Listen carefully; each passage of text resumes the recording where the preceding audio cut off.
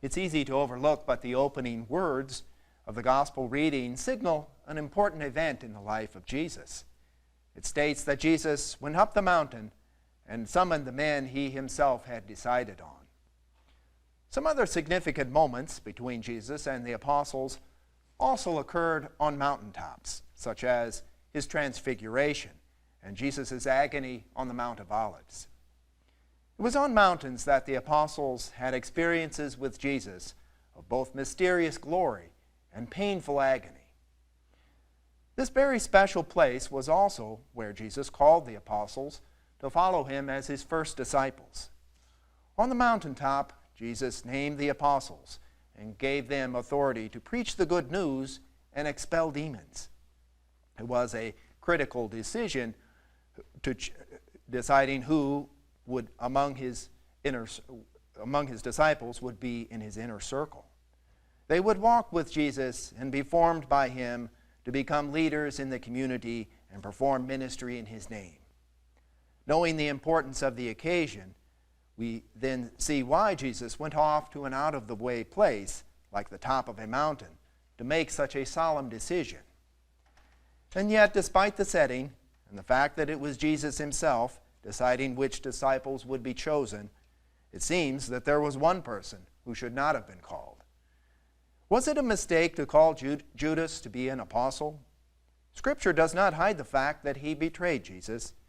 When the names of the apostles are listed here in this passage, it is stated that Judas betrayed him. Did Jesus know this beforehand about Judas? Should he have called someone else? There really are no answers for these questions.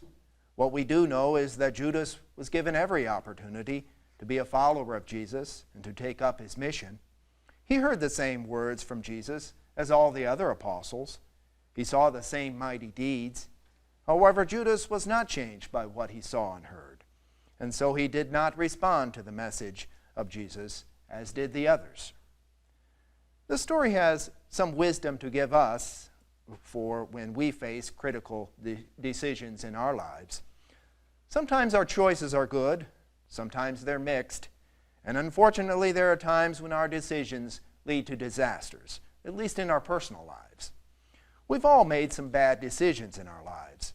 The important thing about poor decisions is how we react when we discover our mistakes. One option is to carry our mistakes with us by living with regret.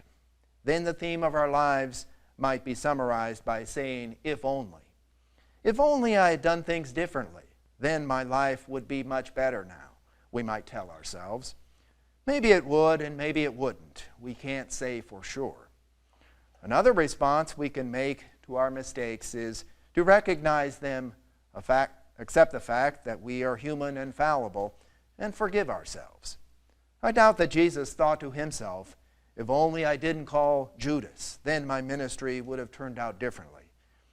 He kept striving to fulfill his mission on earth and did not let anything prevent him from accomplishing it.